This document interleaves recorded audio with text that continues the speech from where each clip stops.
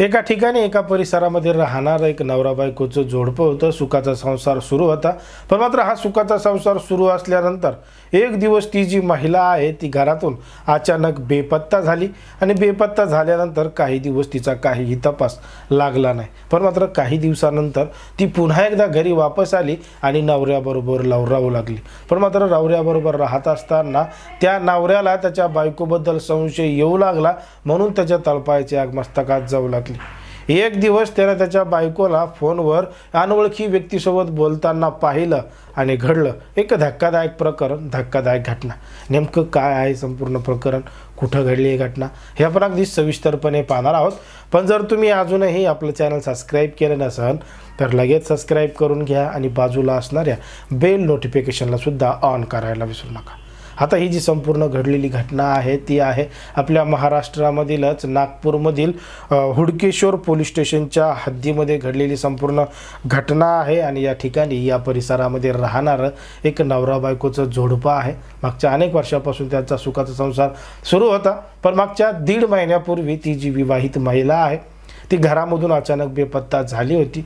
कुठं गेली होती, काय गेली होती याची काहीही खबर नवऱ्याला नव्हती. पण मात्र 1.5 महिन्यापूर्वी बेपत्ता झालेली महिला त्याच्या काही दिवसानंतर घरीसुद्धा वापस आली होती आणि नवऱ्याबरोबर पुन्हा एकदा त्याच पद्धतीनं राहू लागली.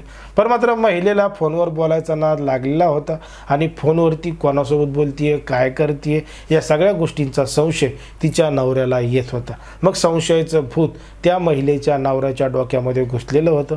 आणि अशाच पद्धतीने एक दिवस ती महिला कोणाशी तरी फोनवर बोलतीये म्हणून त्या नवऱ्यानं तिला रंगेहात त्या ठिकाणी पकडलेलं होतं. मग तो पुरुष कोण आहे, त्याच्यासोबत काय संबंध आहेत, असा वादविवाद त्या ठिकाणी त्या नवरा बायकोचा झाला आणि याचाच बदला म्हणून त्या नवऱ्यानं त्याच्या बायकोचा खून केला, त्या ठिकाणी तिला ठार केलं. आता ठार केल्यानंतर त्याच्यावर आरोप होईल, त्याला जेलमध्ये जावं लागेल म्हणून त्यानं एक बनाव रचला आणि बायको छतावून पडली आहे असं त्यानं दाखवलं आणि तो तिला जवळच्या दवाखान्यामध्ये घेऊन गेला. आता दवाखान्यामध्ये घेऊन गेल्यानंतर डॉक्टरांनी विचारलं की काय झालं म्हणून. तेव्हा त्याने सांगितलं की त्याची बायको छतावरून पडली आहे, तिला गंभीर दुखापत झाली आहे आणि ती उठतच नाही आहे. जेव्हा या सगळ्या बोलणं डॉक्टरांनी ऐकलं तेव्हा डॉक्टरांना सुद्धा संशय आला आणि त्यांनी तात्काळ या संपूर्ण प्रकरणाची माहिती जवळच्या पोलीस स्टेशनमध्ये दिली. आता बातमी पोलीस स्टेशनमध्ये पोहोचली. याची माहिती जेव्हा त्या आरोपी नवऱ्याला मिळाली तेव्हा त्यानं त्या ठिकाणाहून पळ काढला आणि तो पसार झाला. घटनास्थळी पोलीस आले. पोलिसांनी त्या मृतदेहाची पाहणी केली आणि त्यांना समजलं की हा अपघात नसून घातपात आहे. म्हणून पोलिसांनी तो जो फरार झालेला नवरा होता याचा तपास चालू केला. पण मात्र तो काही केल्यास सापडत नव्हता. अखेर पोलिसांच्या पद्धतीनं सापळा रचवला आणि त्या सापळ्यामध्ये त्या आरोपी नवऱ्याला अडकवलं आणि अडकल्यानंतर त्याला ताब्यात घेतलं आणि ताब्यात घेतल्यानंतर घडलेला संपूर्ण प्रकार उघड झाला.